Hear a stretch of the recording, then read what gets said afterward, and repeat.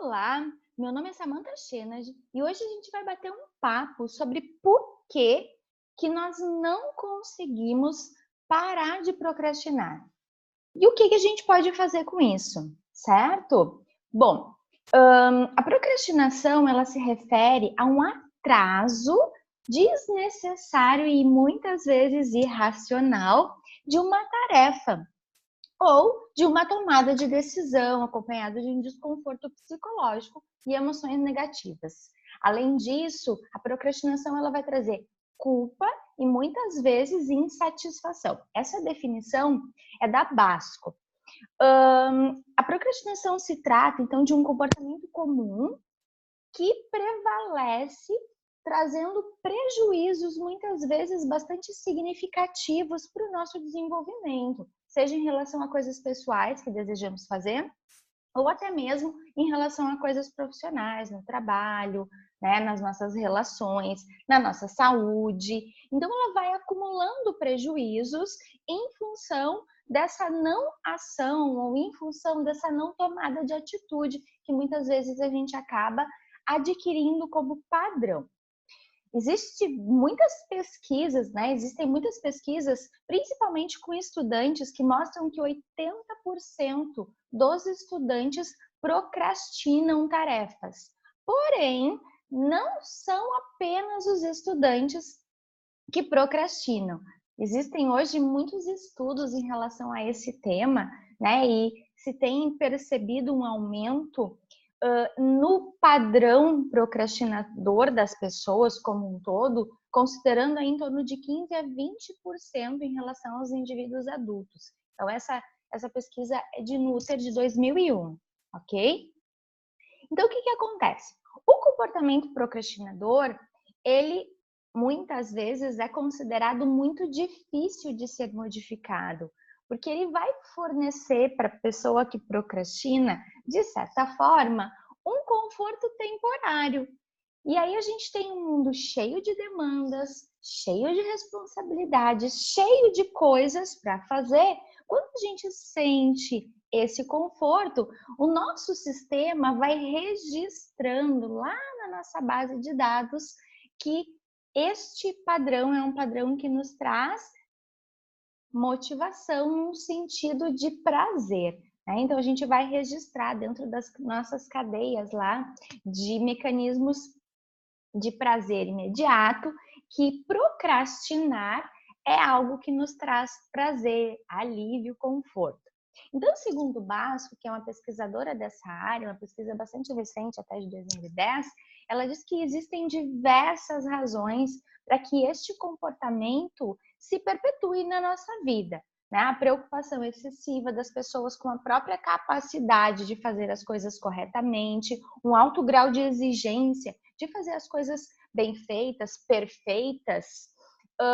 Outras pessoas acabam atrasando tarefas porque elas não querem ter de fazer aquilo. Né? Então, elas começam a procrastinar coisas que para elas pode parecer difícil e que elas não têm o desejo de fazer. Algumas simplesmente adquirem um padrão por não serem organizadas e aí não sabem como começar de fato a fazer aquilo que gostariam de fazer. De acordo com ela, existe um motivo muito importante em relação à procrastinação, que é a evitação. Então, a gente vai ter ali depois, em uma outra aula, uma coisa que ela chama de tipos de procrastinadores. E aí eu vou ensinar para você ver aí se você se enquadra em qual tipo de procrastinador.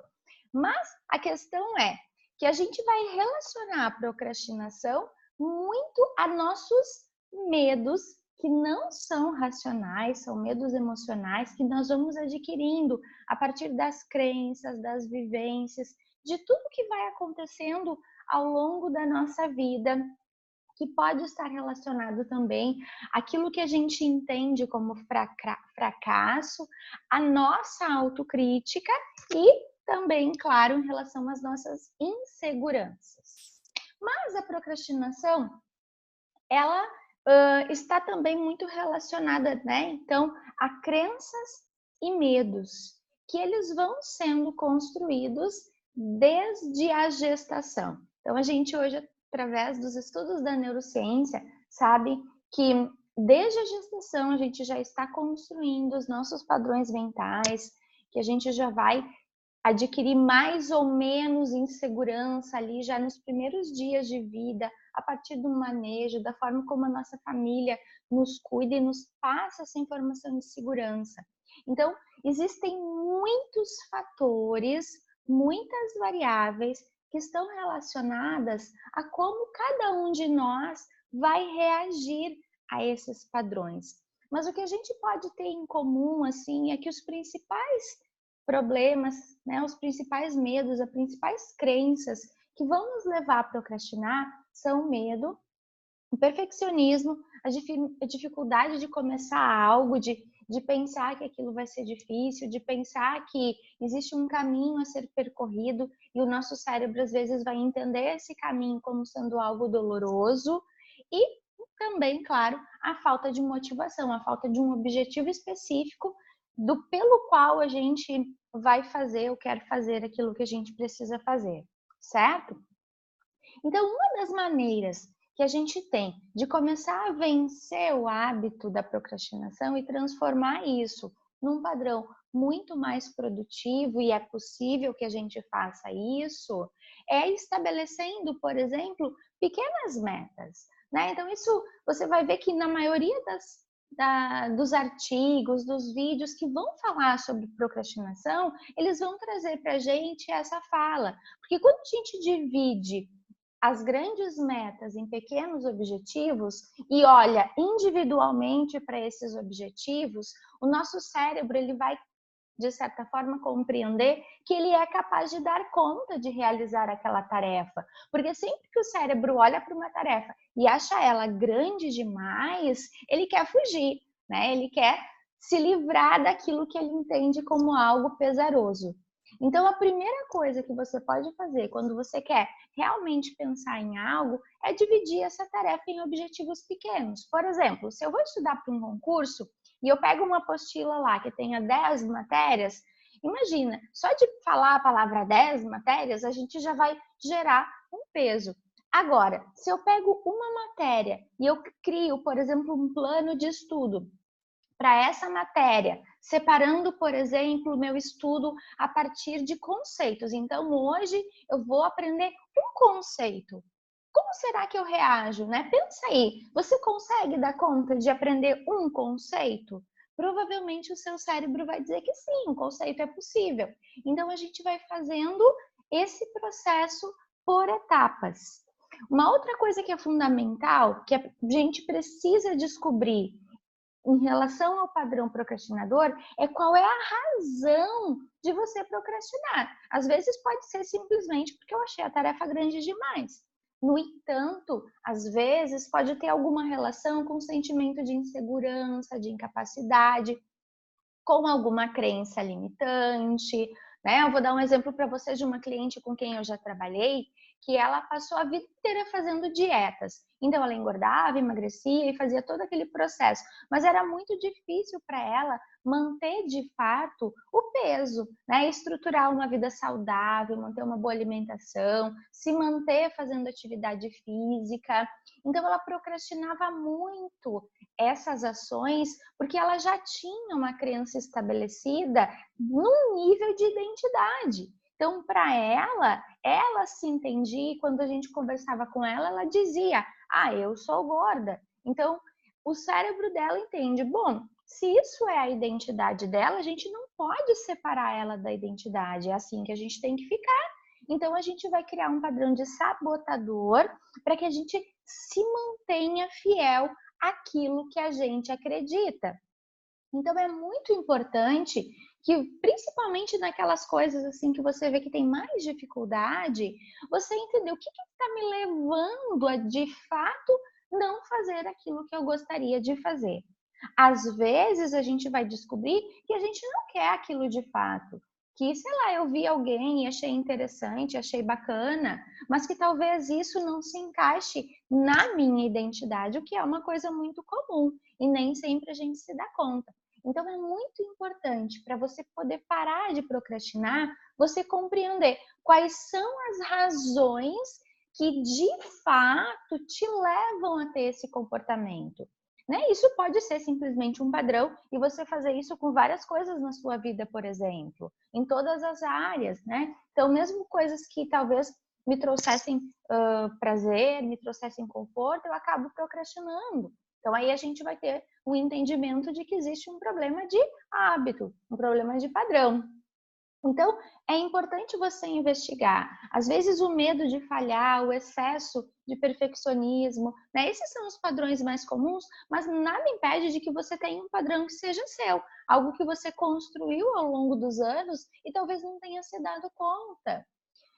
Lao Tse diz que uma caminhada começa com o primeiro passo, né? Então, uma coisa que é fundamental para a gente conseguir reverter esse padrão é justamente a gente parar para olhar para ele e iniciar esse processo de mudança, porque o desejo de mudança é o primeiro passo que a gente precisa para conseguir ser mais produtivo, para conseguir ser mais efetivo nas nossas ações nesse mundo tão corrido que a gente vive hoje. Eu gosto de uma frase de Mark Twain também, que ele diz que o segredo de chegar é começar, né? Então, para que a gente possa chegar, a gente precisa iniciar as coisas. E aí também é um problema, porque existe algumas pessoas que têm um ímpeto de início que geram ali toda uma liberação de dopamina no seu sistema toda vez que pensam num projeto, em algo novo, e aí começam. E é ótimo a gente começar. A questão é que às vezes isso também se torna um padrão. Então eu começo e não sigo. Eu começo e não sigo. Então eu fico extremamente motivado quando eu inicio um projeto novo e esse projeto ao longo do tempo vai perdendo a minha motivação, vai perdendo o meu interesse. E aí eu começo a procrastinar também algumas ações, algumas atitudes, algumas escolhas que eu precisaria ter tomado e eu acabo não tomando.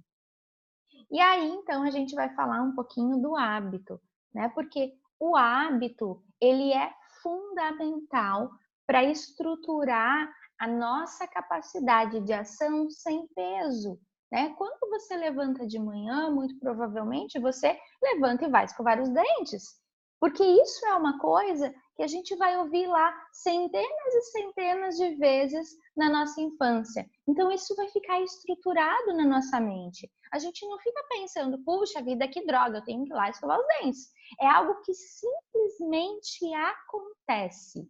E esse é o poder do hábito. A gente simplesmente ter que fazer algo e fazer, sem dar o peso. Porque o significado do difícil, do pesado, do incômodo é algo que também vai gerar nossos padrões de procrastinação e vai nos impedir, quando a gente significa as coisas desta forma, de fazer aquilo que a gente precisa fazer. Então, se você conseguir significar as suas coisas a fazer, né, os seus objetivos, as suas metas, sem esse peso, como sendo um padrão automático, algo que simplesmente eu preciso fazer para conquistar aquilo que eu desejo, você vai ver que vai ser muito mais fácil conseguir realizar qualquer coisa. Eu sou uma pessoa que acordo com muita facilidade e hoje eu até durmo bastante pouco. E isso foi algo que foi sendo, de certa forma, acostumado para mim, né? É um padrão, é um hábito. Então, toda vez que o meu despertador desperta, eu simplesmente levanto, eu não penso, eu proíbo o meu cérebro de ter qualquer tipo de pensamento naquele momento. Porque se a gente entrar naquele processo, o despertador desperta, e eu começo, ai, puxa vida, minha cama tá tão boa, ai, mas hoje tá chovendo, ah, mas não sei o quê. A gente vai começar a liberar um monte de neurotransmissores que vão ser como pedras, assim, que a gente vai colocando em cima da gente, e aí o ato de levantar da cama vai ficar muito pesado e difícil. Então, são coisas que a gente vai aprendendo ao longo do tempo e que a gente pode ter ciência de que é a gente que controla. E esse é um outro fator importante. Muita gente se coloca num papel de vítima em relação ao seu próprio cérebro. O cérebro, ele não existe sem mim, sou eu que controlo. Né? Então tem gente que diz assim, ah, mas eu não vou conseguir fazer isso, não dou conta, né? Eu não consigo me controlar. Todos nós, se realmente desejarmos, conseguimos nos controlar, conseguimos fazer tudo o que a gente deseja. A questão é a gente ter o desejo real disso e acreditar que a gente pode. E essa crença de poder, ela vai sendo construída aos poucos, a partir das pequenas metas. Então a gente vai voltar aí lá para o início, né, na nossa primeira fala de hoje, nesse sentido de quebrar as coisas em pequenas metas, que também vai ajudar o meu cérebro a compreender que eu vou ser capaz de fazer as coisas que eu preciso fazer. Certo? E aí, para a gente finalizar, eu quero trazer um ditado popular que diz que cada dia com sua agonia, né? Então, isso também é importante da gente entender que eu tenho que viver esse momento presente. Então, eu tenho que traçar meus planos, os meus objetivos, as minhas metas, claro, de médio e longo prazo, mas eu preciso viver o hoje. Então, hoje eu tenho que cumprir os meus objetivos, eu tenho que fazer aquelas coisas que talvez não me tragam tanto prazer, e eu também tenho que me recompensar hoje pelas coisas que eu fiz, pelas coisas que eu fui capaz de conseguir fazer. Ok? Então, hoje a gente vai ter um papinho aí sobre como que a gente começa a entender esses padrões de procrastinação que vão surgindo na nossa vida? Ao longo dessas semanas, a gente vai conversar bastante sobre isso. Esse é um assunto que me interessa muito e que eu consegui, de certa forma, superar na minha vida. Então, a procrastinação, para mim, hoje já não é mais algo que me traga problema, muito pelo contrário, me considero uma pessoa muito produtiva e posso te ajudar a ser também. Combinado? Espero que você tenha gostado. Se gostou aí, dá um likezinho pra gente. E até a próxima!